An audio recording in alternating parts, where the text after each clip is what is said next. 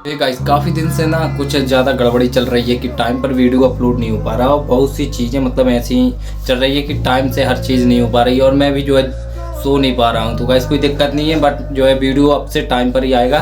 तो आज का भर फिर से लेट है, बट आगे से टाइम पर आएगा। ओके, तो टेंशन मत लेना। एंड गाइस इस एपिसोड में जो होगा सच में मज़ा आ जाएगा। तो चलिए देखते हैं कि आखिर इस एपिसोड में होने क्या वाला है, क्योंकि गाइस ये एपिसोड आपका दिल छू जाएगा और मज़ा आ जाएगा देखकर। आखिर इस एपिसोड में जो चीज़ें होंगी मज़ा आ जाएगा सच में। तो चलिए देखते हैं कि आखिर इस एपिसोड में होने क्या वाला है, क्योंकि जो चीज़ें सामने निकल के आएंगी सच में मज़ा आ जाएगा देखकर कि इसमें चीज़ें आखिर क्या से क्या होंगी और क्या होंगी वो चीज़ें जो हमें पूरी तरह से हिला के रख देंगे। तो चलिए देखते हैं कि आखिर इसमें होने क्या वाला है। तो चलिए गाइस देखते हैं, और गाइस चैनल पर नए हो तो चैनल को सब्सक्राइब, वीडियो को लाइक कर देना, कमेंट कर देना। तो चलिए देखते हैं, लास्ट टू इट। मयूर आहान के बारे में पढ़ रहा था। उसके दिमाग में अब तक सिर्फ यही था कि आहान एक हाई लेवल का मार्शल आर्टिस्ट है। डैड उसकी और क्या आइडेंटिटी हो सकती है? वो एक फाइटर है, पर ज्यादा हाई लेवल का भी नहीं हो सकता क्योंकि उसकी एज लगभग मेरी जितनी है। मयूर ने कहा, इडियट। मोहन ने तेज आवाज में कहा। मयूर ने मोहन को इरिटेट कर दिया था।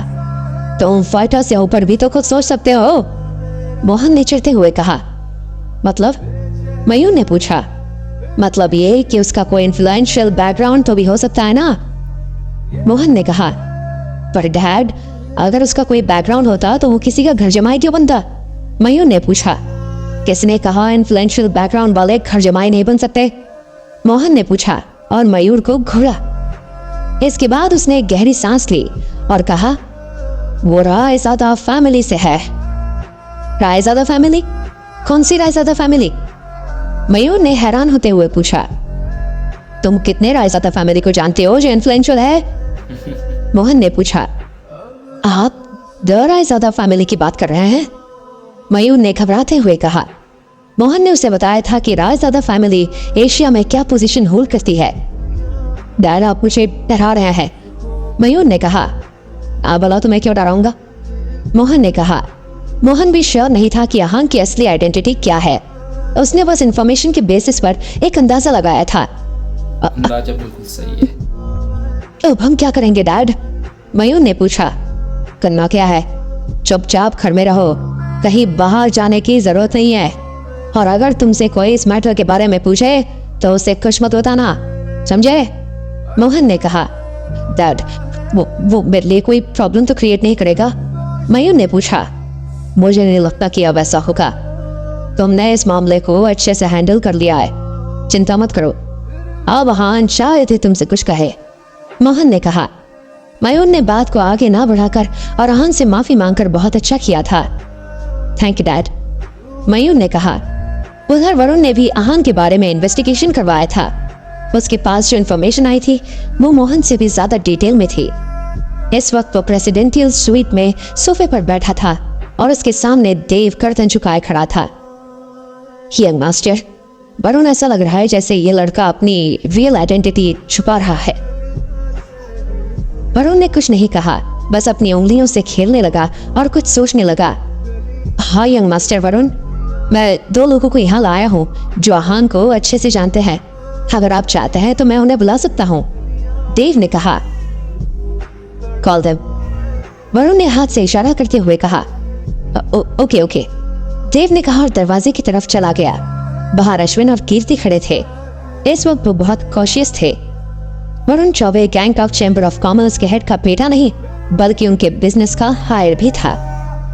वो देखने में भले ही अच्छा नहीं था, पर फिर भी उसे इग्नोर कर पाना मुश्किल था। यंग मास्टर वरुण, आपने हमें क्यों बुलाया?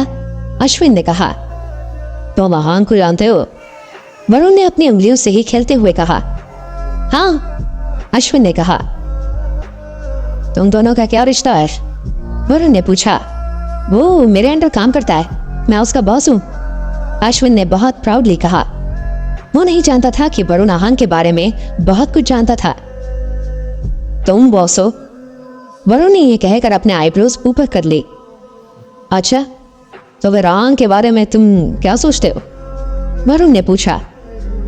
वो अश्विन को समझ नहीं आ रहा था कि वो वरुण को क्या बोले। अब तक वो नहीं जानता था कि वरुण उनका दोस्त है या दुश्मन।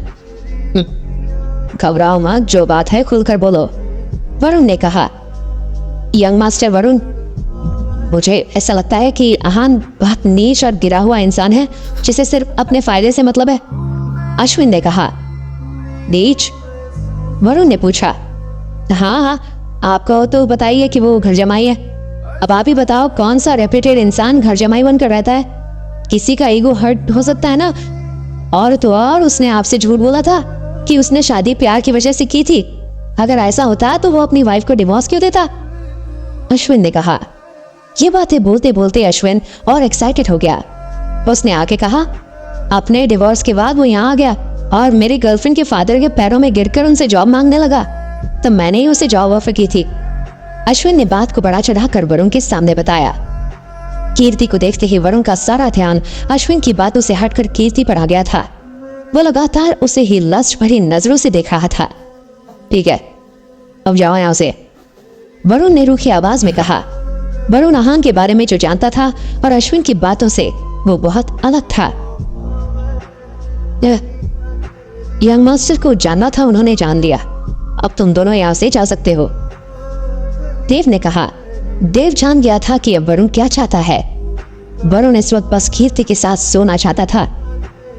तुम लोग आज पास वाले रूम में ही रह लो, देव ने कहा। यंग मास्टर वरुण, आप कीर्ति के साथ कब सोना चाहते हैं? देव ने पूछा। आज ही, पर ध्यान में रहे कोई जबरदस्ती नहीं चाहता मैं, वरुण ने कहा। इसके बाद देव ने अश्विन को कॉल किया और वरुण की इच्छा उसे बताई। साथ ही में उसने ये भी कहा कि वो उसे ऐसा करने के लिए 10 लाख रुपए देगा। बहुत सोचने के बाद अश्विन मान गया। आखिर बात 10 लाख रुपयों की थी। देव के साथ डील फाइनल करने के बाद अश्विन अपने रूम में कीर्ति के साथ सोने चला गया। हाय बेबी, कीर्ति ने बहुत फ्लर्टिशियस टोन में कहा। अपने ब्लैक इवनिंग गाउन में वो बहुत खूबसूरत लग रही थी। उसे देखकर अश्विन के दिल की धड़कन बढ़ गई थी। हाय डार्लिंग, अश्विन ने कहा और उसे अपनी बाहों में ले लिया। Come, let's have some drink, Ashwin ने कहा। इस वक्त उसके दिमाग में सिर्फ ये चल रहा था कि वो कीर्ति को वरुण के हवाले कैसे करेगा। ओके, कीर्ति को थोड़ा अजीब लगा पर वो मान गई। अश्विन वो और जब अकेले रहते थे तब अश्विन ड्रिंक करने के लिए कभी नहीं भूलता था उसे। अश्विन ने दोनों की ड्रिंक्स तैयार की। एक ड्रिंक पीने के बाद कीर्ति बहुत डिजी महसूस करने लगी। उसने अश्विन से पूछा, मुझे इतनी जल्दी चक्कर क्यों आ रहे हैं? शायद ड्रिंक ज्यादा स्ट्रांग है, अश्विन ने कहा। कीर्ति अश्विन की बात मान गई क्योंकि वो उस पर भरोसा करती थी। अश्विन और कीर्ति काफी देर तक ड्रिंक करते रहे। कीर्ति के बहुत बोलने के बाद भी अश्विन उसे ड्रिंक करने के लिए फोर्स कर रहा था। कुछ देर बाद कीर्ति पूरी तरह नशे में थी और उसे अपने आप का कोई अता पता नहीं था। तब अश्विन ने वरुण को कॉल किया और उसे रूम में बुला लिया। वरुण और देव के रूम में आते ही उन्होंने देखा कि कीर्ति बेड पर बेसुध पड़ी थी। उसे देखकर वरुण का मुंह खुला का खुला रह गया और उसे कीर्ति को छूने की जल्दी मचने लगी।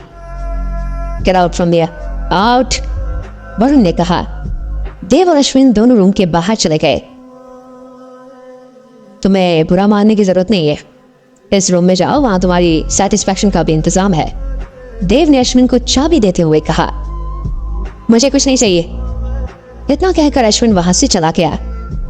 उधर कीर्ति के नशे की हालत में वरुण को अश्विन समझ लिया था और उसकी बाहों में अपने आप को सरेंडर कर दिया था उसने। कुछ देर बाद वरुण रूम से निकला और बहुत खुश था। फिर उसका चेहरा लाल हो चुका था। वो बिना देव से बात किए सीधा अपने रूम में चला गया। इसके बाद देव कीर्ति के रूम में गया और कैमरा सेटअप करने के बाद कीर्ति के बेड पर चला गया। कुछ देर बाद जब अश्विन वापस आया तब देव की हालत देखकर वो समझ गया था कि वहां क्या हुआ था। तुम्हारी हिम्मत कैसे हुई कीर्ति के साथ? अश्विन बोलते बोलते रुक गया। ज्यादा तेज बोलोगे तो कीर्ति जाग जाएगी, और वैसे भी जो होना था वो हो गया।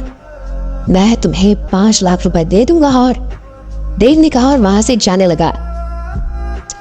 तुम ऐसा कैसे कर सकते हो?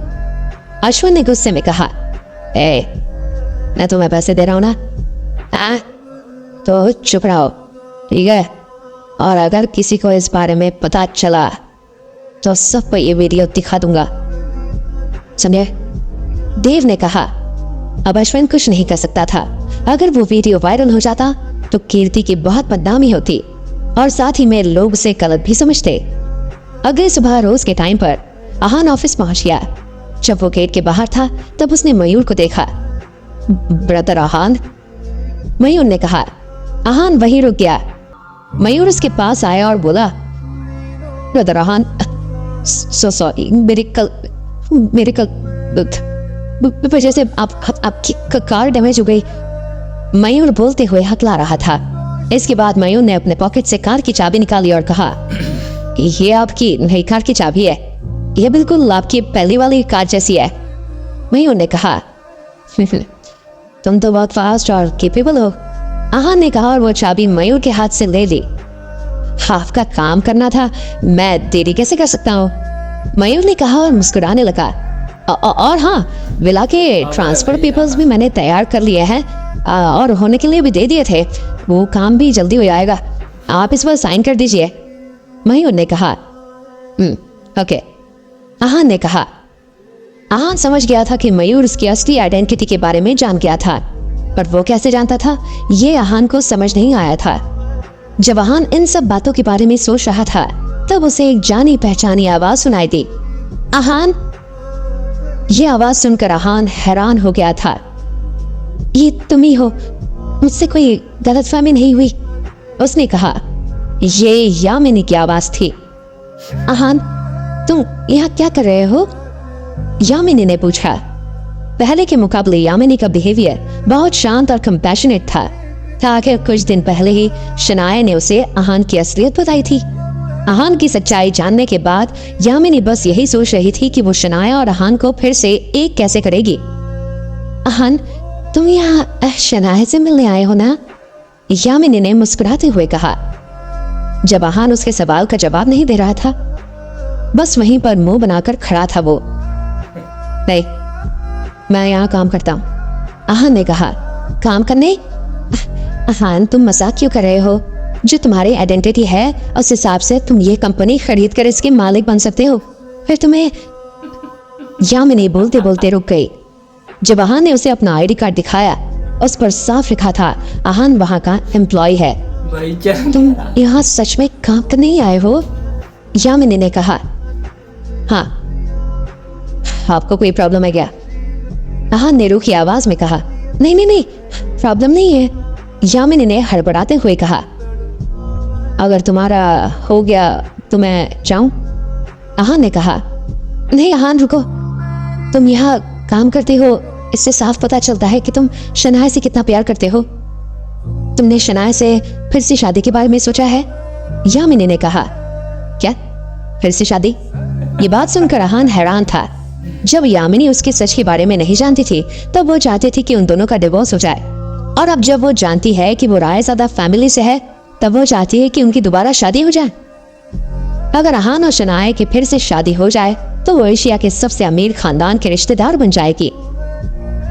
मैं जानती हूँ पहले मैंने तुम्हारे साथ बिल्कुल अच्छा बर्ताव नहीं किया, मैं बहुत बुरी सांस थी, पर अब मुझे मेरी गलती समझ आ गई थी। प्लीज मुझे और शनाया को एक मौका और दे दो। तुम्हारा 3 साल का प्यार और रिश्ता ऐसे टूटना ही चाहिए। यामिनी ने बहुत प्यार से आहान को समझाने की कोशिश की। यामिनी आहान को मनाने की बहुत कोशिश कर रही थी। मयूर भी उनके पास खड़ा सब बातें सुन रहा था और अपनी गर्दन झुकाए सुन रहा था। उसने कल ही आहान के बारे में सब कुछ पढ़ा था। वो समझ गया था कि ये औरत यामिनी गिल थी जिसकी वजह से आहान और शनाया का डिवोर्स हुआ था, पर अब वही चाहती थी कि उन दोनों की फिर से शादी हो जाए। मयूर को नहीं पता था कि अचानक से क्या हुआ जिसकी वजह से यामिनी ये चाहती है कि वो दोनों फिर से शादी कर ले, पर मयूर को इतना जरूर लग रहा था कि आहान शनाया से शादी करने के लिए तैयार नहीं होगा, क्योंकि अब वो गीत का बॉयफ्रेंड था। कहो आहान, तुमने शनाया से शादी करने के बारे में क्या सोचा है? यामिनी ने फिर से पूछा। कि आहान शनाया से शादी के लिए मान जाएगा?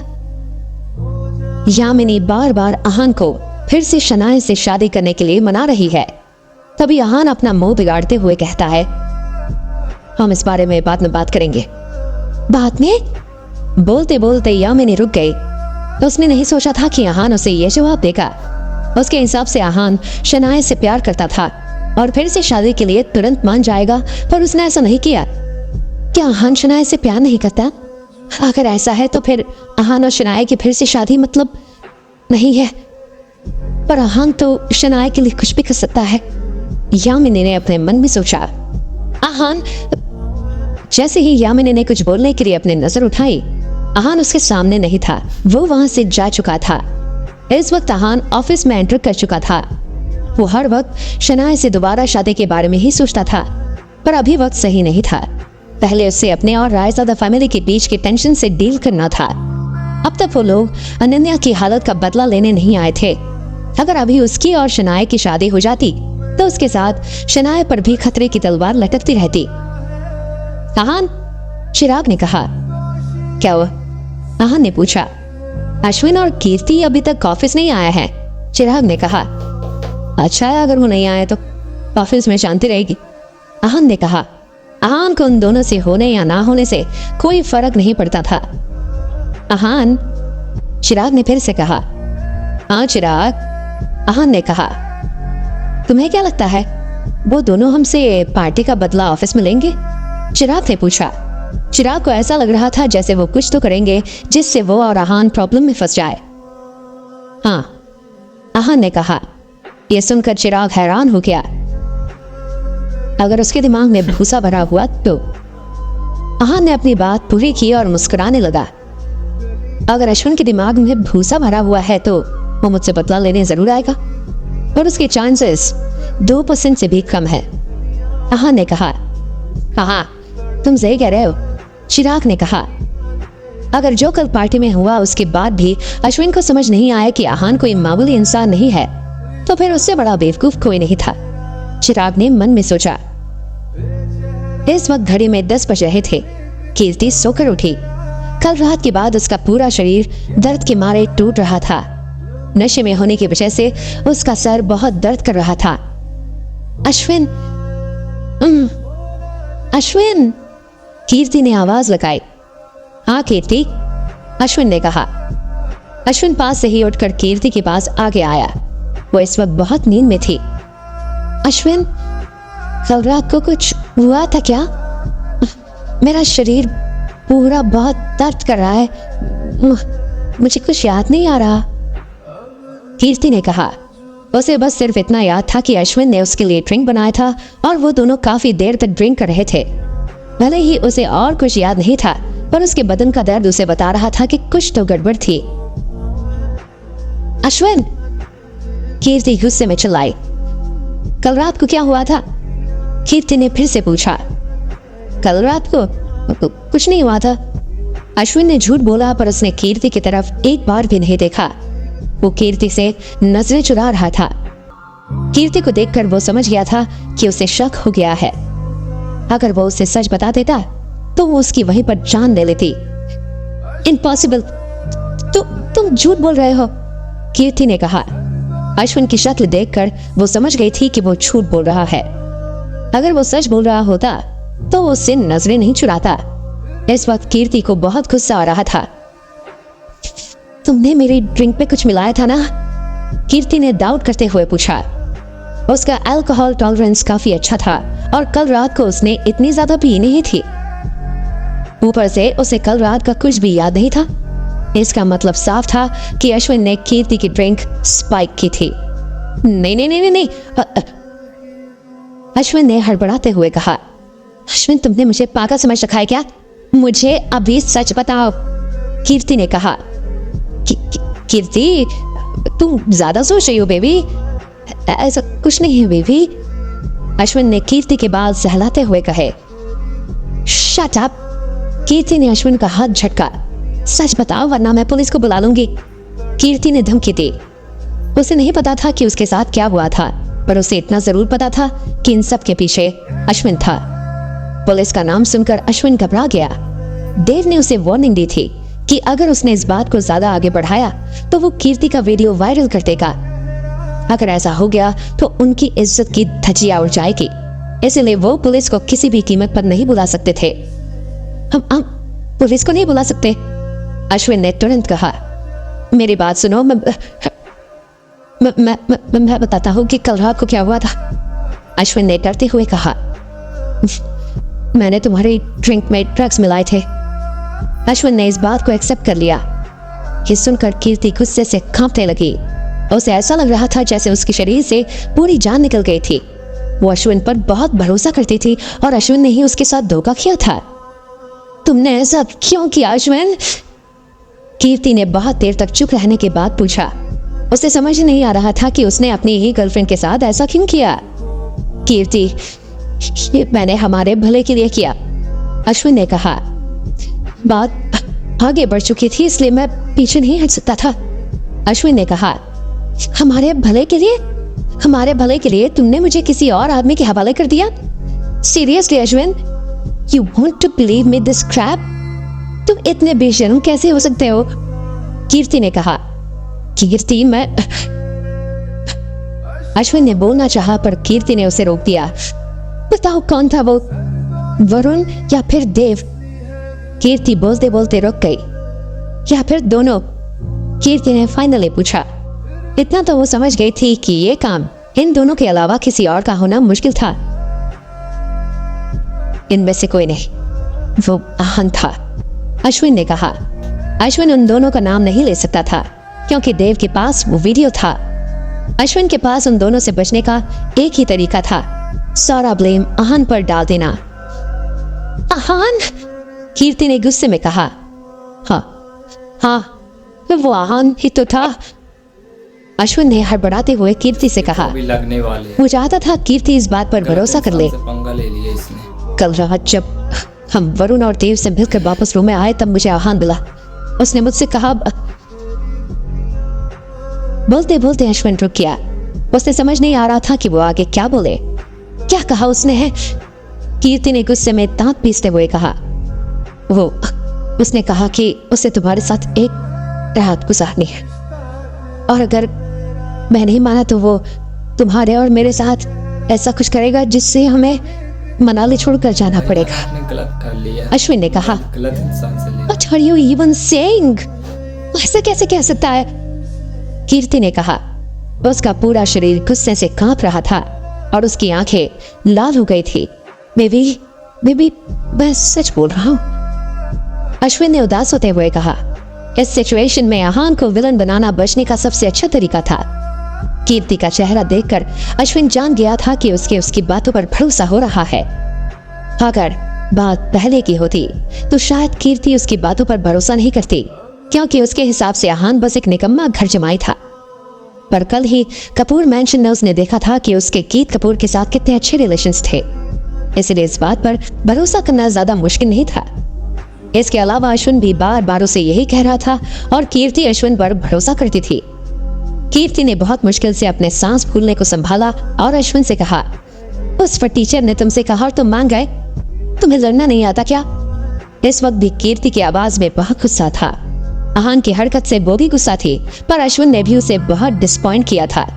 अश्विन ने जब कुछ नहीं बोला तब कीर्ति ने फिर से कहा, Say something you idiot!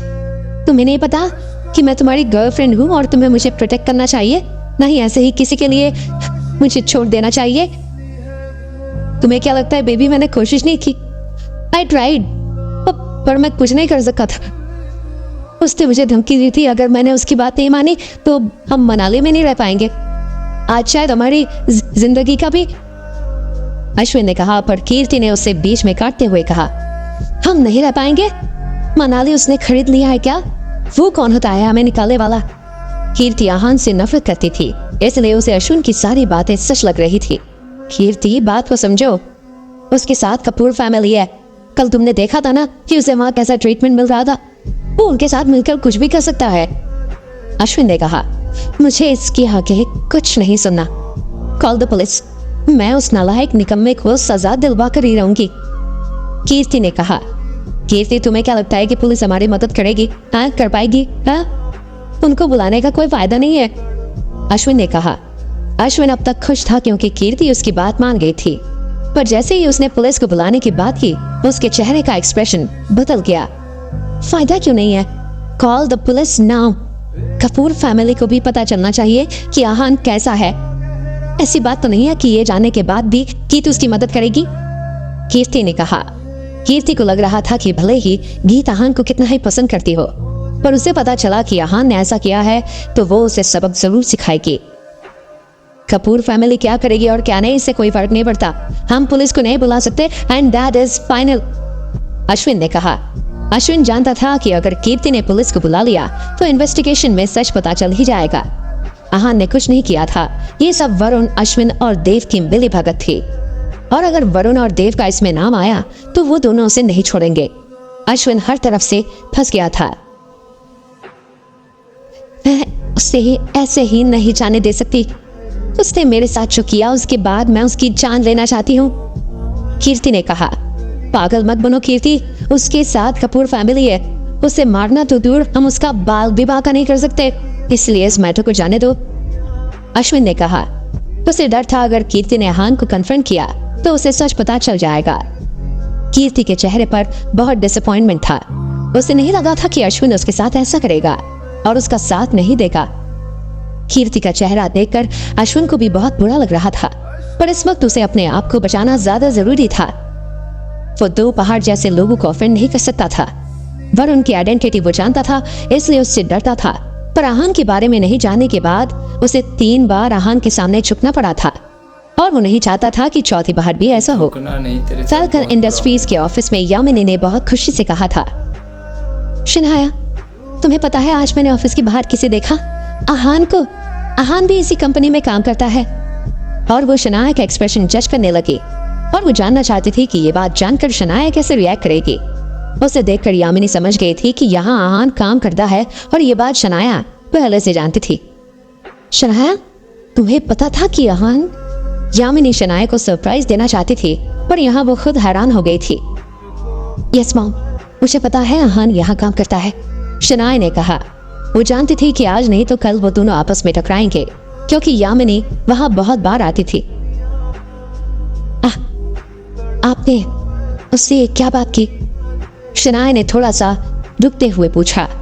मैंने उसे तुमसे फिर से शादी करने के लिए कहा, यामिनी ने स्माइल करते हुए कहा। मैंने आपसे कहा था ना कि आहान की फिर से शादी की बात मत करना। फिर आपने क्यों? शनाया ने इरिटेट होते हुए कहा। बेटा, तुम दोनों एक दूसरे के लिए बने हो, कितना बुरा होगा अगर तुम दोनों एक नहीं हुए तो।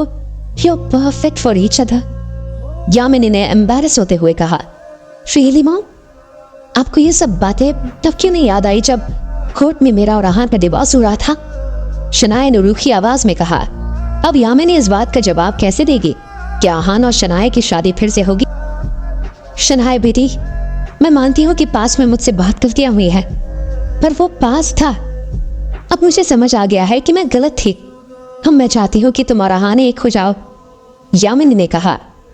हिस्से एक हो जाए, शनाया ने कैजुअली कहा।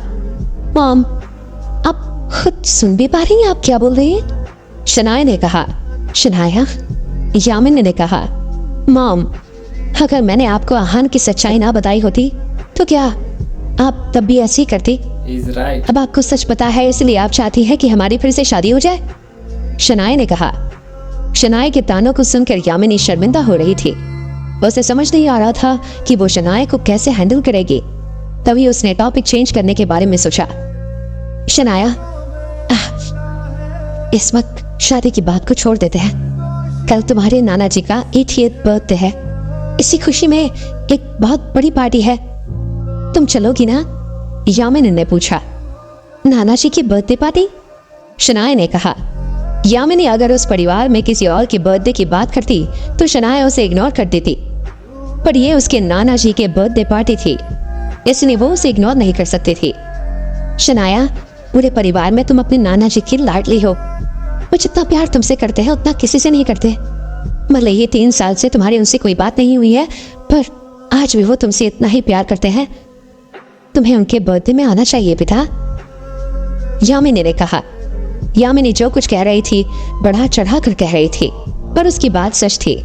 अपने सारे नाते नातियों में शनाया अपने नाना जी सुखराज कुबेरॉय की फेवरेट थी।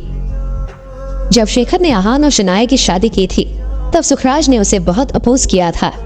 उसने शेखर से कहा था कि अगर उसने शनाया की शादी आहान से की तो वो उन्हें कभी घर में घुसने नहीं देगा और उनसे सारे रिश्ते तोड़ देगा। पर शेखर ने उस वक्त उनकी बात नहीं मानी और शनाया और आहान की शादी कर दी थी। सुखराज ने ऐसा ही किया।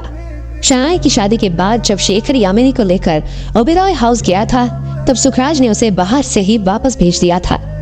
शनाया को घर में एंट्री नहीं मिली थी। उसके बाद उन्होंने उससे कभी कांटेक्ट नहीं किया था। पर कुछ वक्त पहले उन्होंने यामिनी से बात करके कहा था कि उनकी बर्थडे पार्टी है और अगर वो आना चाहे तो आ सकते हैं। उसने ऐसा इसलिए कहा था क्योंकि अब इस बात को 3 साल बीत गए थे। आपने डैड को इन्फॉर्म कर दिया? शनाया ने पूछा। उसके और उसके नाना जी के बीच बहुत सारे डिसएग्रीमेंट्स हो गए थे, पर फिर भी वो अपने नाना जी की बहुत इज्जत करती थी, इसलिए उनके इस जेस्चर से बहुत खुश हुई थी। वो जानती थी कि उसके नाना जी ने जो कुछ बोला था वो उसके भले के लिए बोला था। वो नहीं चाहते थे कि शादी के बाद शनाया सफर करे। हाँ, मैंने शेखर को बता दिया है। कल जब सानिया का कॉल आया था तब मैंने उसे कह दिया था कि शेखर भी आज शाम तक आ जाएंगे। यामिनी ने कहा। ठीक है, फिर हम कल साथ चलेंगे, शनाया ने कहा। शनाया ने 3 साल से अपने नाना जी को देखा नहीं था, पर अब उनका 80th बर्थडे था, इसलिए चाहे जो हो जाए उसे उनसे मिलना ही था। शनाया, तुम्हारे नाना जी अभी तुम्हारे और आहान के डिवोर्स के बारे में जानते नहीं है, यामिनी ने धीरे से कहा। आपने इस बारे में नाना जी को क्यों नहीं बताया? शनाया ने पूछा। शनाया जानती थी कि अगर उन्हें इस बारे में नहीं पता है तो फिर उसका ये सब हैंडल करना मुश्किल हो जाएगा। पहले उसके नाना जी को उसकी खुशियों की चिंता थी। अब अगर उन्हें डिवोर्स के बारे में पता चलेगा तो वो फिर से नाराज हो जाएंगे। ओबेरॉय फैमिली में इसके बारे में किसी को नहीं पता है। सिर्फ सानिया जानती है कि तुम्हारा डिवोर्स हो गया है और उसने अब तक किसी को बताया नहीं है, यामिनी ने कहा। पूरे परिवार में सानिया ही थी जिससे यामिनी का थोड़ा बहुत कांटेक्ट था। बाकी कोई भी उसके किसी सोशल मीडिया पर एडिट भी नहीं थे। लेट इट बी मॉम, हम नाना जी को अभी कुछ नहीं बताएंगे। उनके बर्थडे के बाद मैं उन्हें बता दूंगी, शनाया ने कहा। वो अपने नाना जी का बर्थडे स्पॉइल नहीं करना चाहती थी। शनाया, उन्हें इस बारे में बताना जरूरी है, यामिनी ने कहा। आप कहना क्या चाहती है मॉम? शनाया ने फ्राउन के साथ कहा। शनाया, पापा ने मुझे मिलने के लिए ऐसे नहीं बुलाया है। वो हमसे बात करने लग गए हैं, इसका मतलब ये भी है कि उन्होंने आहान को एक्सेप्ट कर लिया है। वो अब आहान से मिलना चाहते हैं। वो जानना चाहते हैं कि आहान कैसा लड़का है, यामिनी ने कहा। इसीलिए कल आहान का भी बर्थडे पार्टी में आना जरूरी है, यामिनी ने कुछ सोचने के बाद कहा। शनाया के चेहरे का एक्सप्रेशन बिगड़ गया था। अगर उसके नाना जी आहान से मिलना चाहते थे तो फिर प्रॉब्लम हो सकती थी, क्योंकि अब शनाया और आहान, उनका रिश्ता पहले जैसा नहीं रहा था। शनाया को सोच रही थी कि तभी यामिनी ने कहा, शनाया, तुम आहान को कॉल करके पार्टी में इनवाइट कर लेना। जब तुम और आहान साथ रहोगे तब किसी को भी तुम दोनों के डिवोर्स के बारे में पता नहीं लगेगा। शनाया ने चेहरे का रंग उड़ा दिया। वो नहीं जानती थी कि इस बारे में वो आहान को कैसे बताएगी। मॉम, इस बारे में सोचने के लिए मुझे वक्त चाहिए, शनाया ने कहा। शनाया का ऐसा चेहरा देखकर यामिनी ने कहा, तुम रहने दो, मैं आहान से खुद बात कर लूंगी। इस मैटर को अपनी मॉम पर छोड़ दो। शनाया ने कुछ नहीं कहा, बस अपनी गर्दन नीचे कर ली। इस बात को यामिनी ने शनाया का एग्रीमेंट समझ लिया। शाम को ऑफिस खत्म होने के बाद यामिनी आहान का गेट के बाहर इंतजार करने लगी। जब उसे दिखा आहान, तब वो उछलते हुए उसके पास आ गई। आहान, आहान, यामिनी चिल्लाई। आहान ने यामिनी को देखकर मुंह बिगाड़ा। वो उनसे बात करने में बिल्कुल इंटरेस्टेड नहीं था, पर फिर भी यामिनी को अपनी बात आहान से मनवानी ही थी। आज का काम खत्म हो गया? यामिनी ने पूछा। हाँ, आहान ने जवाब दिया। यामिनी के अचानक से बदले हुए बर्ताव की वजह से आहान को बहुत अजीब लग रहा था। आहान, दरअसल बात यह है कि कल शनाया के नाना जी का बर्थडे है। मैं चाहती हूँ कि तुम भी शनाया के साथ वहां आओ, यामिनी ने कहा। शनाया के नाना जी? आहान ने सोचा। वो उनके बारे में ज्यादा नहीं जानता था। उसे बस इतना याद था कि जब 2 साल पहले वो शेखर के साथ उनसे मिलने गया था, तब उन्होंने बिना मिले ही उन्हें वापस भेज दिया था। हाँ, यामिनी ने कहा। पर मैं शनाया के साथ क्यों आऊं? क्या वो मुझसे मिलना चाहते हैं? आहान ने पूछा। आहान के मन में सुखराज का कोई इंप्रेशन नहीं था। उसे बस इतना पता था कि वो शनाया से बहुत प्यार करते हैं। शनाया और आहान की शादी ना हो इसलिए उन्होंने गिल फैमिली को बहुत भला बुरा कहा था और इसके बाद उनसे कभी बात भी नहीं की थी। हाँ, पापा तुमसे मिलना चाहते हैं। वो देखना चाहते हैं कि हमने जो दामाद शनाए के लिए चुना है वो कैसा है, यामिनी ने कहा। उसके पापा ने ये बात खुलकर नहीं बोली थी, पर ओबेरॉय फैमिली के बाकी लोग ऐसा बोलते थे कि सुखराज आहान से मिलना चाहते हैं। पर मेरा और शनाए का तो, आहान ने कहा। पर यामिनी ने उसकी बात पूरी नहीं सुनी और इससे पहले ही कहा, पापा नहीं जानते कि तुम दोनों का डिवोर्स हो गया है। ये बात सिर्फ सानिया को पता है। ठीक है, फिर मैं कल आ जाऊंगा, आहान ने कहा। उसने सोचा कि जाने में क्या हर्ज है। भले ही उसे ये बात यामिनी ने बोली थी, पर ये शनाए के भले के लिए था। अगर वो अकेले जाती तो सब आहान के बारे में पूछते और उसे एम्बेरस होना पड़ता, और शनाए के लिए आहान ऐसा नहीं चाहता था। टिल देन, मैं और शनाए तुम्हें कल शाम को ऑफिस के बाहर ही मिलेंगे। तुम हमें पिक कर लेना। पहले हम ओबेरॉय हाउस जाएंगे और फिर पार्टी वेन्यू पर। पार्टी गोल्डन सीजल होटल में है, यामिनी ने कहा। उसकी आंखों में भी चमक बता रही थी कि आहान के आने से वो कितना खुश थी। इससे यामिनी को यकीन हो गया था कि आहान के दिल में अब भी शनाया है, वरना उसके लिए वो ये सब नहीं करता। ओके, आहान ने कहा। इतना कहने के बाद यामिनी वहां से खुशी खुशी चली गई। आहान इसकी बात सीधा घर नहीं गया, बल्कि पहले वो मॉल रोड गया। बर्थडे में जाने के लिए उसे सुखराज के लिए गिफ्ट खरीदना था। जाहिर सी बात है, वहां पर बहुत सारे लोग होंगे और पूरी ओबेरॉय फैमिली भी होगी। ऐसे में अगर वो बिना गिफ्ट के गया तो उसका इंप्रेशन खराब हो जाएगा। इसलिए वो और शनाया बिना गिफ्ट के नहीं जा सकते थे। आहान ने मन में सोच लिया था कि उसे कैसा गिफ्ट लेना है। वो गिफ्ट ज्यादा महंगा नहीं हो सकता, क्योंकि कोई उसकी असली पहचान नहीं जानता था। ना ही गिफ्ट बहुत सस्ता हो सकता है, पर ना वो शनाया के नाना जी को डिसरिस्पेक्ट होती। उसे कुछ ऐसा ही लेना था जो उसके एक मामूली एम्प्लॉय होने का जस्टिफिकेशन दे सके और सुखराज को भी पसंद आए। ये सोचते हुए आहान मॉल रोड में अलग अलग शॉप्स पर उनके लिए गिफ्ट ढूंढ रहा था। उसे समझ नहीं आ रहा था कि वो उनके लिए क्या ले, क्योंकि वो उनके बारे में ज्यादा कुछ नहीं जानता था। उसे बस इतना पता था कि वो एक बिजनेसमैन थे जिन्होंने अपना पूरा बिजनेस खुद एस्टैब्लिश किया था। He was a self-made man. आहान बस इधर उधर शॉप्स में गिफ्ट ढूंढ रहा था जब उसे एक 3 फ्लोर्स की बिल्डिंग दिखी। इस बिल्डिंग में एंटिक और यूनिक सामान मिलता था। मॉल रोड पर यह सबसे बड़ा स्टोर था। आहान को लगा उसे वहां पर कुछ मिल जाएगा, इसलिए वो वहां चला गया। जब वो अंदर घुसने लगा तब उसे एक आवाज आई, अरे रुक जाओ। यह आवाज सुनकर वो हैरान हो गया। उसे लगा कि यह आवाज किसी मामूली इंसान की नहीं है। उस स्टोर में घुसते ही मार्शल आर्टिस्ट का ऑरा फील हुआ था उसे। आहान को जिसने रोका था वो एक मिडिल एज्ड आदमी था। उसे देखकर आहान समझ गया था कि वो किसी का पर्सनल बॉडीगार्ड था और स्टोर की सिक्योरिटी टीम से उसका कोई लेना देना नहीं था। आप अंदर नहीं जा सकते, उस आदमी ने कहा। उसने ये बात बहुत पोलाइटली पर वार्निंग के साथ बोली थी। मैं अंदर क्यों नहीं जा सकता? आहान ने पूछा। मेरे सर और मैडम अंदर हैं, जब वो बाहर आ जाए तब तुम अंदर जा सकते हो, उस आदमी ने कहा। और अगर मैं आपकी बात ना मानूं तो? आहान ने कहा।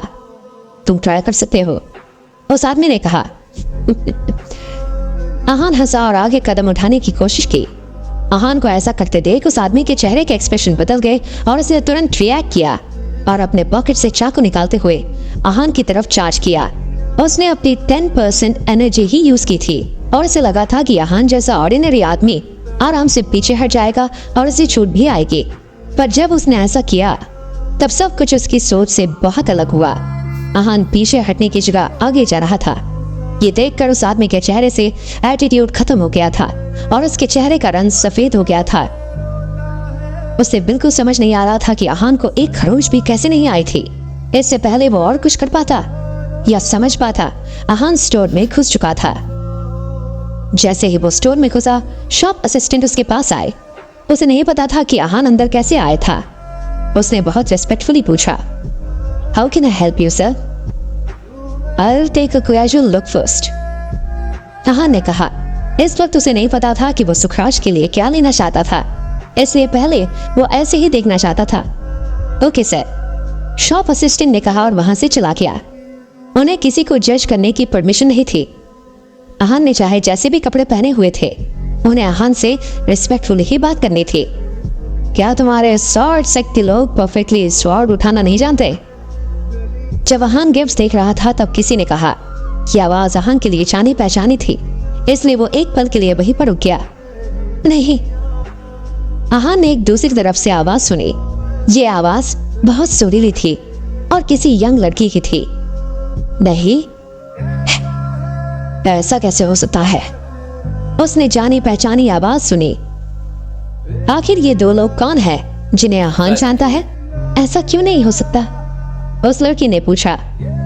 पर फेरी नॉवेल्स में तो यही होता है ना कि लोग तलवार के साथ फाइट करते हैं, तलवार को अलग अलग तरह से उड़ाते हैं, अपने दुश्मन को ढूंढकर उन पर हमला करते हैं। मयूर, तुम्हें ना ये फेरी टेल नॉवेल्स पढ़नी कम कर देनी चाहिए। फैंटेसी वर्ल्ड से बाहर निकलो। ये सब बस बुक्स और मूवी में होता है, रियल लाइफ में नहीं। मैं मार्शल आर्ट ट्रेनिंग ले रही हूँ, तुम्हारे फैंटेसी वर्ल्ड में नहीं। उस लड़की ने मयूर को बीच में काटते हुए कहा। ब्रदर अहान, मयूर ने एक्साइटमेंट के साथ चिल्लाया। अहान के लिए जो जानी पहचानी आवाज थी वो मयूर की थी। मयूर, तुम यहाँ क्या कर रहे हो? अहान ने हल्के से मुस्कुराते हुए पूछा। वो सुबह ही अपने ऑफिस के बाहर अहान से मिला था और शाम को फिर से एंटिक स्टोर पर मिल रहा था। मैं अपनी सिस्टर के साथ शॉपिंग करने आया हूँ, मयूर ने कहा। इसके बाद मयूर ने अपनी बहन का इंट्रोडक्शन करवाया। ब्रदर अहान, ये मेरी सिस्टर नित्या है। अहान ने मयूर के पास खड़ी लड़की को देखा। उसने बहुत खूबसूरत नीले रंग का ड्रेस पहना हुआ था। उसकी हाइट लड़कियों की एवरेज हाइट से लंबी थी। वो और मयूर बहुत एक जैसे दिखते थे। अहान ने उसकी लुक्स पर ज्यादा ध्यान नहीं दिया था, पर अहान को जो सबसे ज्यादा अट्रैक्ट कर रहा था वो उसके पीठ पर बंधी हुई तलवार। मयान होने के बाद भी अहान को लग रहा था कि वो कोई मामूली तलवार नहीं थी, पर एक ऐसी तलवार थी जिसने बहुत लोगों से फाइट किया था। उसकी नजरों में वो एक डिवाइन स्वॉर्ड थी। इसके बाद मयूर ने अहान को इंट्रोडक्शन करवाया। सिस्टर, ये ब्रदर अहान है, मैंने तुम्हें इनके बारे में बताया था ना, मयूर ने कहा। इस वक्त मयूर ने ध्यान नहीं दिया था कि अहान की नजर उस तलवार पर थी। ब्रदर अहान, नित्या का एक्सप्रेशन बदल गया। तो तुम ही वही इंसान हो जिसने मेरे भाई को मारा था? नित्या ने रूखी आवाज में कहा और अहान के सामने आई। नित्या को अच्छे से याद था कि मयूर को जिसने मारा था उसे ही मयूर ब्रदर अहान बुला रहा था। उसका पूरा नाम अहान रायजादा था और वो रायजादा फैमिली से बिलोंग करता था। जब मयूर ने देखा कि नित्या अहान से झगड़ा करने वाली है तब वो पैनिक करने लगा। उसने तुरंत कहा, नित्या, वो मामला सॉल्व हो गया है, अब हम दोस्त हैं। सॉल्व हो गया है? नित्या ने मुंह बिगाड़ते हुए कहा। इसने तुम्हें इतना मारा था और तुम इसे कुछ नहीं कर रहे और अपने दोस्त बोल रहे हो? नित्या की आवाज में डिसअपॉइंटमेंट साफ नजर आ रहा था। अहान नित्या को देखकर मुस्कुराने लगा। उसका टेम्पर ऐसा था कि वो किसी से भी छोटी सी बात पर लड़ सकती थी। नित्या, वो कोई इतनी बड़ी बात भी नहीं थी। मैं पहले ब्रदर अहान को जानता नहीं था और वैसे भी मैं वो डिजर्व करता था क्योंकि गलती मेरी थी, मयूर ने कहा। अहान के बारे में जान लेने के बाद मयूर अहान से बहुत डरता था। उसकी आइडेंटिटी और ऑरा ऐसा ही था। एक तो वो रायजादा फैमिली का हिस्सा, उसके अलावा उसमें जो ताकत थी उसका अंदाजा मयूर भी नहीं लगा सकता था। आखिर उसने अपनी आंखों के सामने गन्स के टुकड़े होते हुए देखे थे। मयूर, तुम? नित्या ने गुस्से में कुछ कहना चाहा पर मयूर ने उसे रोक दिया और अहान से कहा, अब ब्रदर अहान, हाँ प्लीज इसकी बात का बुरा मत मानना। ये गुस्सा आपने नाक पर लेकर घूमती है, ये स्वॉर्ड से के साथ ही रहती है। मयूर, नित्या चिल्लाई और मयूर का कान पकड़ने के लिए आगे बढ़ी, पर अब तक उसे डॉज करते हुए स्टोर में वो भागने लगा। नित्या भी उसके पीछे भाग रही थी। दोनों छोटे बच्चों की तरह स्टोर में एक दूसरे का पीछा कर रहे थे। ये देखकर अहान मुस्कुराने लगा। दोनों भाई बहन के बीच का रिश्ता बहुत गहरा था। इसके बाद नित्या ने मयूर के पीछे भागना छोड़ दिया और वो गुस्से में पैर पटकते हुए अहान के पास आई। मिस्टर अहान, मेरा भाई तुमसे डरता होगा पर मैं नहीं डरती। आज नहीं तो कल तुम्हें मुझे बताना ही होगा कि तुमने मेरे भाई को क्यों मारा, नित्या ने रूखी आवाज में कहा। ठीक है, मैं उस दिन का इंतजार करूंगा, अहान ने कहा। नित्या बहुत सिर पर चढ़ाई हुई लड़की थी, पर वो दिल की बुरी नहीं थी। वो ऐसा कुछ नहीं करेगी जिससे कोई बड़ी प्रॉब्लम हो। ब्रदर अहान, वैसे आप यहाँ क्या कर रहे हैं? मयूर पीछे से आया और उसने पूछा। मेरे किसी बड़े का कल बर्थडे है, उनके लिए गिफ्ट लेने आया हूँ। आहान ने कहा। तो क्या पसंद आया आपको? मयूर ने पूछा। अभी तक तो कुछ नहीं, बस खैचू नहीं देख रहा। आहान ने कहा, अगर आपने कुछ नहीं लिया है तो मैं आपकी मदद कर सकता हूँ, मेरी गिफ्ट्स में चॉइसेस बहुत अच्छी हैं। मयूर ने कहा। अच्छा, फिर तुम मेरी मदद कर दो। आहान ने कहा।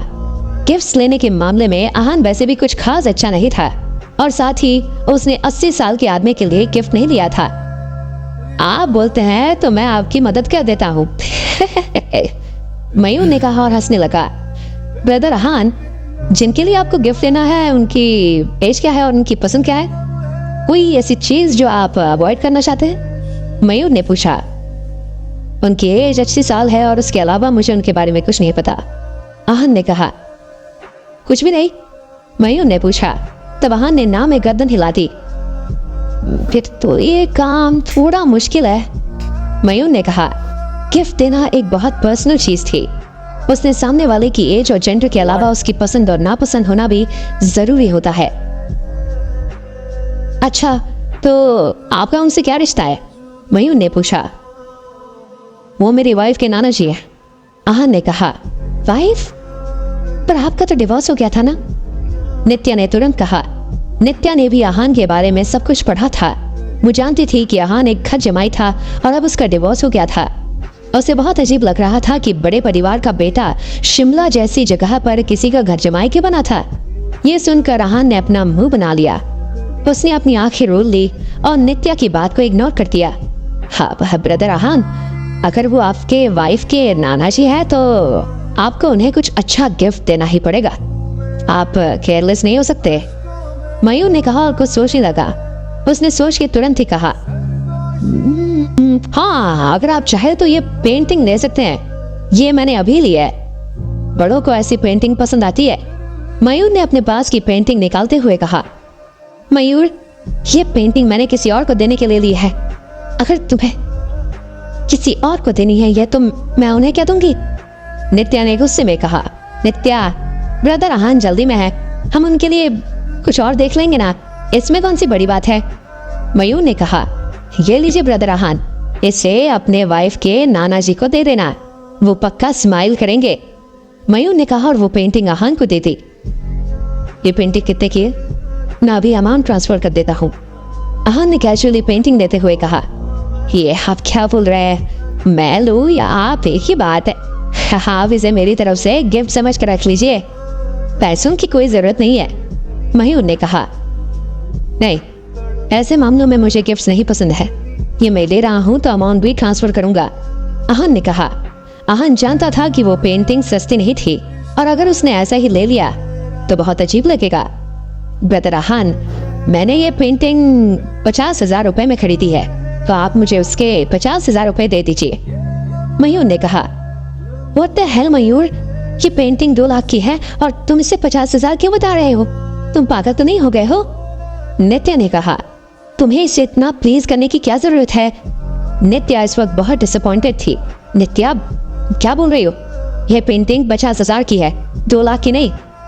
ऐसे एक्सपोज होने के बाद मयूर शर्मिंदा नहीं हुआ, बल्कि वो अपनी बात पर अड़ा रहा। आप इसकी बात मत सुनिए, ये 50,000 की है, आप बाद में मुझे ट्रांसफर कर देना, मयूर ने आहान की तरफ देखते हुए कहा। उसे फर्क नहीं पड़ता था कि पेंटिंग कितने की है और उसे कितने मिल रहे हैं। वो बस आहान से दोस्ती करना चाहता था। उसके लिए अगर उसे 2 करोड़ भी खर्च करने पड़े तो वो तैयार था। ये सब देखकर आहान मुस्कुराने लगा। वो समझ गया था कि मयूर नित्या से बहुत ज्यादा स्मार्ट है। खर्च करके वो आहान से दोस्ती कर रहा था जो जरूरत आने पर उसे काम आ सकते थे। ठीक है, मैं तुम्हें 50,000 थोड़ी देर में ट्रांसफर कर दूंगा, आहान ने कहा और मयूर की बात मान ली। मयूर ये सब बहुत सिंसियरली कर रहा था, इसलिए उसकी बात ना मानना बहुत अनरीजनेबल होता। आहान किसी को बिना बात के अपसेट नहीं करना चाहता था। शेमलेस, नित्या ने दांत पीसते हुए कहा। उसे ये बात बिल्कुल अच्छी नहीं लगी कि पेंटिंग की असली प्राइस जानने के बाद भी आहान वो अमाउंट नहीं दे रहा था। आहान ने फिर से नित्या को इग्नोर किया और फिर मयूर ने आहान को प्लीज करने की कोशिश की। ब्रदर आहान, आप यहाँ से कहाँ जाएंगे? आप चाहे तो मैं आपको ड्रॉप कर दूं? मयूर ने कहा। नहीं, मैं खुद चला जाऊंगा। थैंक यू, आहान ने कहा। ओके, टेक केयर, मयूर ने कहा। जब आहान वहां से चला गया तब नित्या ने मयूर को गुस्से में देखा और कहा, ये सब करना जरूरी था? तुम इसकी चापलूसी क्यों कर रहे थे? मैं ये सब हमारे भलाई के लिए कर रहा था, मयूर ने कहा। नित्या में बहुत सारी अच्छी क्वालिटीज थी, पर उसका टेम्पर उसकी वीकनेस थी। वो शायद इसलिए क्योंकि वो हमेशा दुनियादारी से दूर स्वॉर्ड सेक्ट के साथ रह रही थी। उसे ये फ्लैटरिंग बिल्कुल बर्दाश्त नहीं होती थी। हमारे भलाई के लिए? कल मार मार कर उसने तुम्हारा मुंह सुजा दिया था और आज तुम उसके साथ ऐसे बिहेव कर रहे थे जैसे कुछ हुआ ही नहीं, नित्या ने कहा। नित्या आज सुबह ही घर आई थी और जब उसने मयूर का सूजा हुआ चेहरा देखा तब उसने एक बार के लिए उसे पहचाना ही नहीं था। बड़ी बहन होने के नाते वो आहान से बदला लेना चाहती थी, पर मोहन ने उसे रोक दिया था। इस बात से नित्या को ऑलरेडी बहुत गुस्सा आ रहा था और अब मयूर की हरकतों ने आग में घी डालने का काम किया था। नित्या, मैंने तुम्हें बताया था ना कि गलती मेरी थी, मैंने उसे ऑफेंड किया था, मयूर ने कहा। मयूर आहान के सबक के बाद बहुत बदल गया था। पहले वो बहुत घमंडी और नचड़ा था, पर आहान से मिलने के बाद उसे समझ आ गया था कि दुनिया में उससे बेहतर लोग भी हैं। ये सब फालतू बातें हैं, तुम उससे डरते हो और कुछ नहीं, नित्या ने कहा। तुम जानती हो ना कि गोल्डन रेसिडेंस में क्या हुआ था? उसने कैसे प्रोफेशनल किलर्स से फाइट किया था, मैंने सब बताया था ना तुम्हें, मयूर ने कहा। हाँ, तो तुम्हें क्या लगता है कि मैं उससे लड़ नहीं सकती? नित्या ने कहा। मैं जानता हूं कि तुम इतनी केपेबल हो, मयूर ने ताना मारते हुए कहा।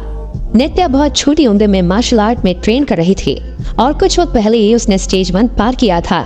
अभी वो स्टेज 2 के स्टार्टिंग में थी। मयूर जानता था कि इस वक्त वो आहान से फाइट नहीं कर सकती थी। तुम बहुत बोल रहे हो, आज नहीं तो कल मैं उससे भी लड़ लूंगी, तुम रहो डरपोक, नित्या ने कहा। नित्या को भी ये बात हजम नहीं हो रही थी कि आहान ने गन को तोड़ दिया था। उसे लग रहा था कि ये आहान की अपनी स्ट्रेंथ नहीं हो सकती थी। ठीक है, जब तुम कर लोगी ना हम बात कर लेंगे तब, मयूर ने कहा और हंसने लगा। उसे विश्वास था कि आहान के लेवल पर पहुंचने के लिए नित्या को बहुत वक्त लगने वाला था। इतने में वहां वो बॉडीगार्ड आया जिसे आहान ने डॉज किया था। अंकल, आपने उसे अंदर आने क्यों दिया? नित्या ने कहा। मैंने उसे नहीं आने दिया, वो खुद ही आ गया था, बॉडीगार्ड ने कहा। आपने उसे रोका क्यों नहीं? नित्या ने पूछा। मैंने उसे रोकने की कोशिश की थी, उसने कहा। ये बात सुनकर नित्या का मुंह बिगड़ गया। उसकी नजर में यह आदमी बहुत स्ट्रांग था। अगर उसने किसी को रोकने की कोशिश की थी और फिर भी वो ना रुका, ऐसा होना नामुमकिन था। फिर आहान उनके रुकने के बाद भी अंदर कैसे आ गया था? क्या उस बॉडीगार्ड की बात सुनकर नित्या आहान के बारे में अपनी राय बदल लेगी? उज्जवल अंकल, आपने उस लड़के को अंदर आने क्यों दिया? नित्या ने उस आदमी से पूछा जिसने बाहर आहान को रोकने की कोशिश की थी। उस आदमी का नाम उज्जवल था और वो नित्या का प्रोटेक्टर था। नित्या हर वक्त अपने साथ तलवार लेकर घूमती थी, इसलिए स्वॉर्ड सेक्ट ने उसके लिए एक हाई लेवल का आर्टिस्ट उसे प्रोटेक्ट करने के लिए भेजा था। मैंने उसे अंदर आने नहीं दिया था, वो अपने आप अंदर आ गया था, उज्जवल ने कहा। उसे अभी तक समझ नहीं आ रहा था कि आहान उसके अटैक से बच कैसे गया था। भले ही उसने अपनी 10% एनर्जी लगाई थी, पर फिर भी किसी का बच पाना मुश्किल था। ये बात सुनकर नित्या का मुंह बिगड़ गया। उसकी नजर में उज्जवल बहुत स्ट्रांग था। अगर उसने किसी को रोकने की कोशिश की थी और वो ना रुका, ऐसा तो नामुमकिन था। खुद अंदर आ गया? आप भी उसे रोक नहीं पाए? नित्या ने कहा। नित्या ने उज्जवल से कहा था कि वो ध्यान रखे कि स्टोर में कोई आ ना पाए, फिर भी आहान बहुत कैजुअली स्टोर में घुस गया। दरअसल हुआ ये था कि उज्जवल ने नित्या को बाहर जो भी कुछ हुआ था उसे अपने हिसाब से मोल करके बता दिया था। उसने ये नहीं बताया कि आहान उससे ज्यादा स्ट्रांग था, बल्कि ये बताया था कि उसकी लापरवाही की वजह से आहान अंदर आ गया था। उज्जवल की बात सुनकर नित्या ने विश्वास कर लिया कि आहान इतना भी स्ट्रांग नहीं था और सिर्फ उज्जवल की लापरवाही की वजह से अंदर आ गया था। अंकल, आपके हिसाब से वो ज्यादा स्ट्रांग है या फिर मैं? नित्या ने पूछा। नित्या के चेहरे पर सीरियस लुक देखने के बाद उज्जवल को समझ नहीं आया कि वो क्या जवाब दे। अगर वो बोल देता कि नित्या ज्यादा स्ट्रांग है तो वो किसी न किसी तरह से आहान के साथ झगड़ा करने का बहाना ढूंढ लेती। नित्या, as of now, मुझे लगता है कि उस लड़के में तुमसे ज्यादा स्ट्रेंथ है, उज्जवल ने कुछ सोचते हुए कहा। उज्जवल ने ये बात कह तो दी थी, पर वो जानता था कि नित्या आहान से बहुत दूर थी। आहान में नित्या से 100 गुना ज्यादा स्ट्रेंथ थी। नित्या को ये बात सुनकर बहुत गुस्सा आया, पर उसके लिए ये बात एक्सेप्ट करना इम्पॉसिबल नहीं था। देखा तुमने मयूर, वो मुझसे ज्यादा पावरफुल नहीं है। कुछ टाइम में मैं भी उसके लेवल पर आ जाऊंगी, उसके बाद मैं उससे तुम्हें मारने का बदला लूंगी। तुम जितना उससे इम्प्रेस करने के लिए करते हो ना, खुद ना मुझे इम्प्रेस करने के लिए एफर्ट क्या करो, नित्या ने इतराते हुए कहा। हाँ, मैं आगे से ध्यान रखूंगा, मयूर ने कहा और मुस्कुराने लगा। उसे समझ आ गया था कि उज्जवल ने झूठ बोला था। आहान में नित्या से कई ज्यादा ताकत थी, पर नित्या को बुरा न लगे इसलिए उसने ऐसा बोला था। मयूर भी नित्या को उज्जवल की बात समझाकर नित्या का बबल बर्स्ट नहीं करना चाहता था। गुड, नित्या ने कहा। फिर वो उज्जवल की तरफ मुड़ी और उसने पूछा, अंकल तरुण सर आ रहे हैं? नित्या ने पूछा। हाँ, तरुण कल यहाँ पहुंच जाएंगे, उज्जवल ने कहा। अच्छा, अगर मैं तरुण सर से आहान को हैंडल करने के लिए बोलूं तो क्या वो मान जाएंगे? नित्या ने स्मार्ट करते हुए पूछा। नित्या, तुम ऐसा करने के बारे में सोचना भी मत, उज्जवल ने हड़बड़ाते हुए कहा। तरुण मिश्रा स्वॉर्ड सेक का सबसे पावरफुल मार्शल आर्टिस्ट था। उसकी उम्र बस 26 साल ही थी और वो बहुत सालों से मार्शल आर्ट प्रैक्टिस कर रहा था और इस वक्त स्टेज 2 के लेवल 2 पर था। अगर 28 की एज से पहले वो अपने सारे लेवल क्लियर कर लेगा तो वो मार्शल आर्ट की दुनिया में यंगेस्ट मार्शल आर्ट मास्टर बन जाएगा, ऐसा नित्या और उज्जवल सोच रहे थे। तरुण स्वॉर्ड सेक का हुक्म का इक्का था। अगर वो आहान से भिड़ता तो शायद स्वॉर्ड सेक के सीनियर्स उसे कुछ टाइम के लिए सस्पेंड कर देते। अंकल, आप घबरा क्यों रहे हैं? आपको क्या लगता है कि तरुण सर उस आहान से नहीं लड़ पाएंगे? नित्या ने मुंह बनाते हुए पूछा। उसे समझ नहीं आ रहा था कि उज्जवल मना क्यों कर रहा था। नित्या, कंपैरिजन की कोई बात नहीं है। तरुण की आइडेंटिटी स्वॉर्ड सेक्ट में बहुत स्पेशल है। आगे जाकर वो इस सेक्ट का लीडर बनेगा। ऐसे में अगर सीनियर्स को पता चले कि उसने कोई प्रॉब्लम क्रिएट की है या उसमें फंस गया है तो वो लोग बहुत नाराज हो जाएंगे। इसके अलावा अगर उन्हें पता चला कि उसने सब कुछ तुम्हारे कहने पर किया है तो फिर तुम दोनों को 3 महीने के लिए सस्पेंड कर दिया जाएगा। ऐसे में तुम दोनों की ट्रेनिंग पर बुरा असर पड़ेगा, उज्जवल ने नित्या को समझाया। नित्या को उज्जवल की बात थोड़ी थोड़ी समझ आ रही थी। तरुण के साथ हमेशा 3 प्रोटेक्टर्स होते थे, जिसमें से एक मार्शल आर्ट मास्टर होता था। इस बार वो मनाली कैंपिंग कंपटीशन के लिए आ रहा था। वो इसमें मनाली चेंबर की तरफ से हिस्सा लेने आया था। जब मनाली चेंबर को पता चला कि गैंगटॉक चेंबर बाहर से मदद ले रहे हैं तब उन्होंने स्वॉर्ड सेक्ट से मदद मांगी। जब नित्या को उज्जवल ने सस्पेंड होने वाली बात कही तब वो पीछे हट गई। उसे आहान से बदला लेना था, पर सस्पेंशन की कगार पर नहीं। नित्या, तरुण यहाँ फाइट के लिए आ रहे हैं। अच्छा होगा तुम्हें परेशान ना करो। उन्हें इस फाइट के लिए प्रिपेयर करना है। वो इस वक्त डिस्ट्रैक्ट होना अफोर्ड नहीं कर सकते, उज्जवल ने कहा। उनकी फाइट गैंगटॉक चेंबर के साथ ही तो है। तरुण सर की जितनी स्ट्रेंथ है वो उन्हें आराम से हरा देंगे, नित्या ने कहा। ऐसा मत कहो, गैंगटॉक चेंबर की तरफ से भी ब्लैक निंजा और स्वॉर्ड आर्टिस्ट आ रहे हैं। हल्के में मत लेना, यह सही नहीं होगा, उज्जवल ने कहा। इस बार का कंपटीशन बहुत हाई लेवल पर होने वाला था और स्टेक्स भी बहुत हाई थे। ओह, नित्या ने कहा।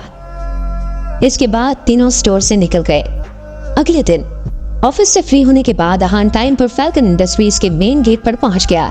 माहा, शनाया और यामिनी पहले से उसका इंतजार कर रहे थे। यामिनी ने ऊपर से नीचे तक हाई फाई और ब्रांडेड कपड़े पहने हुए थे, वहीं शनाया ने बहुत सिंपल कपड़े पहने हुए थे। उनके पास पहुंचने के बाद आहान ने कार का विंडो नीचे किया। हेलो आहान, यामिनी ने मुस्कुराते हुए कहा। आहान ने कुछ जवाब नहीं दिया और बस स्माइल करने लगा। शनाया, चले, यामिनी ने कहा और पैसेंजर सीट का दरवाजा खोला, पर उतने में शनाया पीछे वाली सीट पर जाकर बैठ गई। यामिनी भी डिसअपॉइंटमेंट के साथ शनाया के पास बैठ गई। उनके बैठने के बाद आहान ने विंडो ऊपर की और ड्राइव करने लगा। आहान वहां पर 1 मिनट से भी कम टाइम के लिए था, पर फिर भी लोगों ने बातें बनाना शुरू कर दिया। क्या मैंने कुछ गलत देखा? वो शनाया मैडम में थी ना, जो किसी के साथ किसी की कार में बैठकर चले गई? तुमने कुछ गलत नहीं देखा, वो शनाया मैडम ही थी। अरे वो आदमी कौन था? जो भी था, शनाया मैडम की मॉम उसे जरूर जानती थी। कहीं वो उनका एक्स हस्बैंड तो नहीं था? हो सकता है।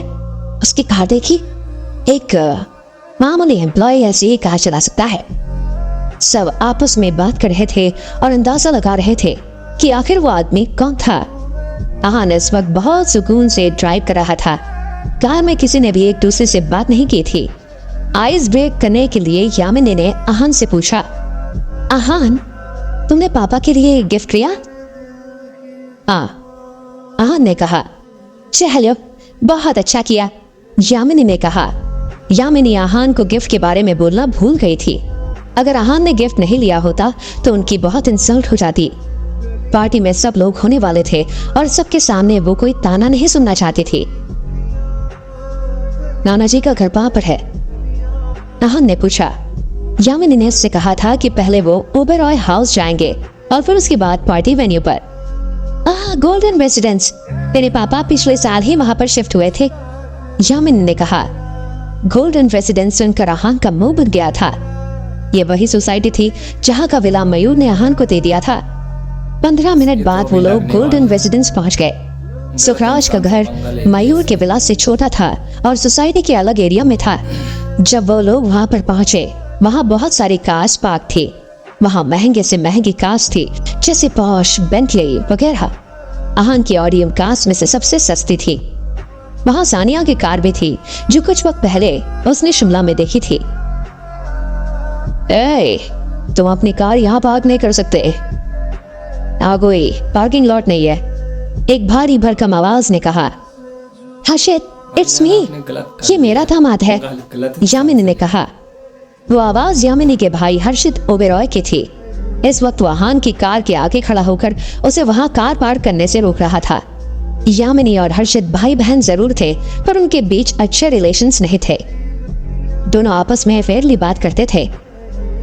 यामिनी, हर्षित ने मुंह बिगाड़ते हुए कहा। उसे यामिनी के यहाँ होने की उम्मीद नहीं थी। इतना हैरान क्यों हो? 3 साल के बाद मुझे पहचान नहीं पा रहे हो? यामिनी ने कहा। 3 साल पहले किल फैमिली को ओबेरॉय फैमिली में कदम रखना भी अलाउड नहीं था। ऐसा नहीं है, मैं तुम्हें पहचानता हूँ, बस तुम्हें यहाँ एक्सपेक्ट नहीं कर रहा था, हर्षित ने कहा। कैसी बातें कर रहे हो? आज पापा का बर्थडे है, मैं कैसे नहीं आती? यामिनी ने कहा। ठीक है, जल्दी कार पार्क करो, बाकियों को प्रॉब्लम्स नहीं होने चाहिए, हर्षित ने कहा और वहां से चला गया। वो यामिनी के आने से ज्यादा खुश नहीं था, पर फिर उसने ये बात जताई नहीं। इतने में शनाया कार से उतर गई। आहान और यामिनी भी कार पार्क होने के बाद वहां से ओबेरॉय हाउस की तरफ चलने लगे। डैड कहाँ पर है? शनाया ने यामिनी से शेखर के बारे में पूछा। वो रास्ते में ही है, मैंने ही उन्हें कहा था कि टैक्सी लेकर सीधा गोल्डन रेजिडेंस होटल ही आ जाए, यामिनी ने कहा। चलो हम अंदर चलते हैं, यामिनी ने कहा। अंदर आने के बाद आहान ने पहली बार सानिया को देखा। इस वक्त वो अपने रूम के लोगों के साथ हंसी मजाक कर रही थी। आहान को देखने के बाद सानिया के चेहरे का रंग बदल गया। उसके चेहरे पर एक नकली मुस्कान आ गई। सानिया, सानिया, यामिनी ने कहा और उससे मिलने चली गई। अब यामिनी सानिया के सामने इंटिमिडेट नहीं होती थी और उससे बहुत कैजुअली मिलती थी। यामिनी, तुम लोग आ गए? सानिया ने भी उन्हें पोलाइटली ग्रीट किया। हाँ, सानिया, पापा कहाँ हैं? यामिनी ने पूछा। वो ऊपर तैयार हो रहे हैं, सानिया ने कहा। यामिनी ने नोट किया और वो जैसे ही कुछ बोलने वाली थी, पीछे से एक आवाज आई। यामिनी, तुम लोग आ भी गए? पापा ने तुम्हें इस फैमिली में वापस आना अलाउ किया और तुम तुरंत ही आ गए? ये यामिनी के लिए एक ताना था। तो रूपाली, तुम क्या चाहती हो? हम यहाँ कभी ना आए?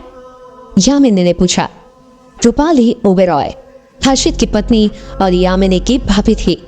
दोनों में सिस्टर एंड लॉ वाला रिश्ता था, पर दोनों एक दूसरे को वैसी रिस्पेक्ट नहीं देती थी। दोनों जब मिलते थे एक दूसरे को नाम से बुलाते थे और हमेशा झगड़ा करते थे। कुछ साल पहले यामिनी और रूपाली में बहुत बड़ा झगड़ा हुआ था और बात सुखराज तक पहुंच गई थी। उस वक्त किसी ने भी यामिनी का साथ नहीं दिया था और उल्टा यामिनी को बहुत डांटा था।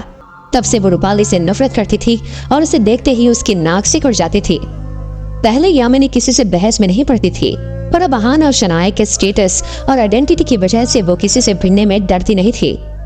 इसलिए इस बार यामिनी ने रूपाली को ताने का जवाब ताने से ही दिया था। मैं किसी को रोकने वाली कौन होती हूँ? लोग तो बेशर्म होते हैं, जो आना चाहे आ सकता है, मैं अकेले किस किस को रोकूंगी? रूपाली ने कहा। बेशर्म? रूपाली, तुम बेशर्म किसे कह रही हो? मैं इस घर की बेटी हूँ। यामिनी ने कहा। तुम क्यों चिढ़ रही हो?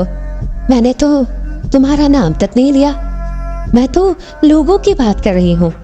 अब अगर तुम आ ही गई हो तो मैं तुम्हें निकाल तो नहीं सकती ना? रूपाली ने कहा। रूपाली, अगर तुम चुप नहीं हुई तो मैं तुम्हें बहुत तेज थप्पड़ मारूंगी। यामिनी ने कहा। तुम मुझे थप्पड़ मारोगी? इतनी हिम्मत है तुम्हें? रूपाली ने कहा। उसे भी यामिनी के तेवर देखकर गुस्सा आ रहा था। उसे उम्मीद नहीं थी कि इतने सालों के बाद यामिनी के तेवर इतने बदल जाएंगे। यामिनी और रूपाली दोनों आपस में लड़ने के लिए बस तैयार ही थे। क्या बर्थडे पार्टी में नए हंगामे होने वाले थे? सो गाइस, स्टोरी यहाँ पर समाप्त होती है और आगे जो भी होगा सच में मज़ा आ जाएगा और जो चीज़ें देखने लायक होंगी सच में। नेक्स्ट एपिसोड कुछ नेक्स्ट लेवल होगा और जो है सुबह के टाइम जल्दी से जल्दी अपलोड हो जाएगा। तो गाइस, चैनल पर नए हो तो सब्सक्राइब कर देना, वीडियो को लाइक कर देना एंड सब्सक्राइब तभी करना जब आगे की स्टोरी देखना हो, ठीक है। और गाइस, आगे स्टोरी इतनी नेक्स्ट लेवल जाने वाली है कि मज़ा आ जाएगा, दिल जीत कर ले जाएगी ये स्टोरी। और गाइस, आगे हम थोड़ा वीडियो के साथ लेकर आएंगे, थोड़ा टाइम लगेगा, मतलब 10 से 15 दिन के बाद अपलोड होगी तो मज़ा आएगा देखकर, विजुलाइज करना नहीं पड़ेगा। गाइस, सच में नेक्स्ट लेवल होगी आगे की स्टोरी। तो गाइस, मिलते हैं नेक्स्ट एपिसोड में, आगे जो भी होगा स्टोरी में मज़ा आ जाएगा। तो गाइस, लाइक कर देना, कमेंट कर देना एंड सब्सक्राइब कर देना। मिलते हैं नेक्स्ट वीडियो में। Okay and bye bye.